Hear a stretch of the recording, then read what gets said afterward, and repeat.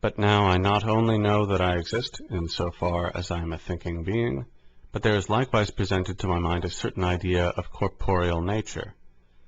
Hence I am in doubt as to whether the thinking nature which is in me, or rather which I myself am, is different from that corporeal nature,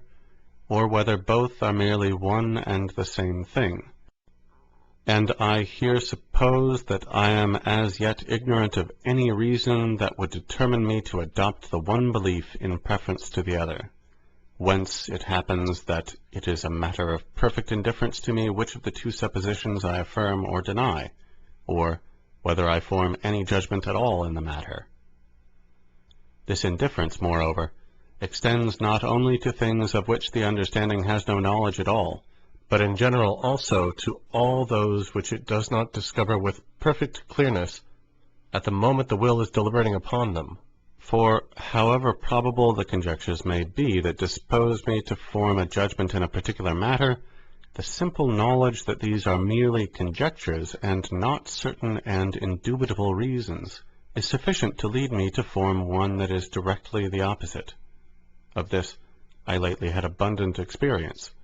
when I laid aside as false all that I had before held for true, on the single ground that I could in some degree doubt of it. But if I abstain from judging of a thing when I do not conceive it with sufficient clearness and distinctness, it is plain that I act rightly, and am not deceived. But if I resolve to deny or affirm, I then do not make a right use of my free will. And if I affirm what is false, it is evident that I am deceived. Moreover, even although I judge according to truth, I stumble upon it by chance, and do not therefore escape the imputation of a wrong use of my freedom, for it is a dictate of the natural light that the knowledge of the understanding ought always to precede the determination of the will. And it is this wrong use of the freedom of the will in which is found the privation that constitutes the form of error. Privation, I say, is found in the act, in so far as it proceeds from myself, but it does not exist in the faculty which I received from God, nor even in the act in so far as it depends on Him. For I have assuredly no reason to complain that God has not given me a greater power of intelligence, or more perfect natural light than He has actually bestowed, since it is of the nature of a finite understanding not to comprehend many things, and of the nature of a created understanding to be finite. On the contrary, I have every reason to render thanks to God, who owed me nothing, for having given me all the perfections I possess,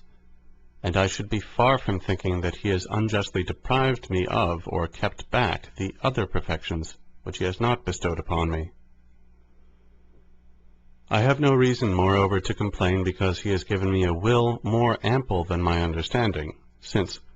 as the will consists only of a single element, and that indivisible, it would appear that this faculty is of such a nature that nothing could be taken from it without destroying it, and certainly the more extensive it is, the more cause I have to thank the goodness of Him who bestowed it upon me. And finally, I ought not also to complain that God concurs with me in forming the acts of this will, or the judgment in which I am deceived, because those acts are wholly true and good in so far as they depend on God, and the ability to form them is a higher degree of perfection in my nature than the want of it would be. In regard to privation, in which alone consists the formal reason of error and sin, this does not require the concurrence of deity, because it is not a thing or existence, and if it be referred to God as to its cause, it ought not to be called privation, but negation, according to the signification of these words in the schools. For in truth, it is no imperfection in deity that He has accorded to me the power of giving or withholding my assent from certain things of which He has not put a clear and distinct knowledge in my understanding. But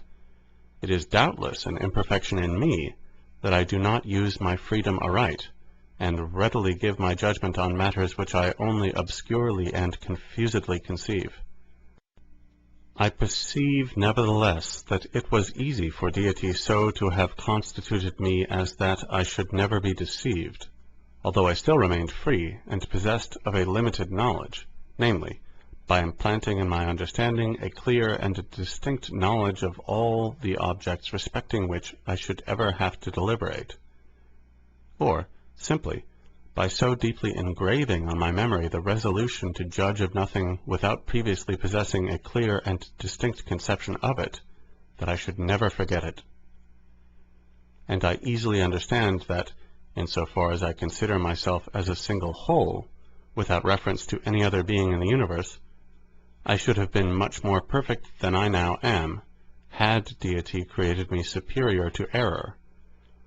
But I cannot therefore deny that it is not somehow a greater perfection in the universe, that certain parts of it are not exempt from defect, as others are, than if they were all perfectly alike. And I have no right to complain because God, who placed me in the world, was not willing that I should sustain that character which of all others is the chief and most perfect. I have even good reason to remain satisfied on the ground that, if he has not given me the perfection of being superior to error by the first means I have pointed out above, which depends on a clear and evident knowledge of all the matters regarding which I can deliberate, he has at least left in my power the other means, which is, firmly to retain the resolution never to judge where the truth is not clearly known to me. For, although I am conscious of the weakness of not being able to keep my mind continually fixed on the same thought, I can nevertheless,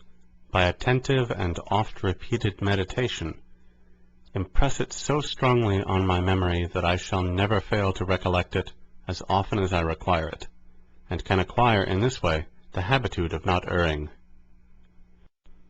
And since it is in being superior to error that the highest and chief perfection of man consists, I deem that I have not gained little by this day's meditation, in having discovered the source of error and falsity. And certainly, this can be no other than what I have now explained, for as often as I so restrain my will within the limits of my knowledge, that it forms no judgment except regarding objects which are clearly and distinctly represented to it by the understanding, I can never be deceived, because every clear and distinct conception is doubtless something, and as such cannot owe its origin to nothing, but must of necessity have God for its author, God, I say, who, as supremely perfect, cannot without a contradiction be the cause of any error, and consequently it is necessary to conclude that every such conception or judgment is true. Nor have I merely learned today what I must avoid to escape error,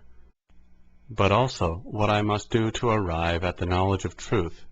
for I will assuredly reach truth if I only fix my attention sufficiently on all the things I conceive perfectly, and separate these from others which I conceive more confusedly and obscurely, to which, for the future, I shall give diligent heed.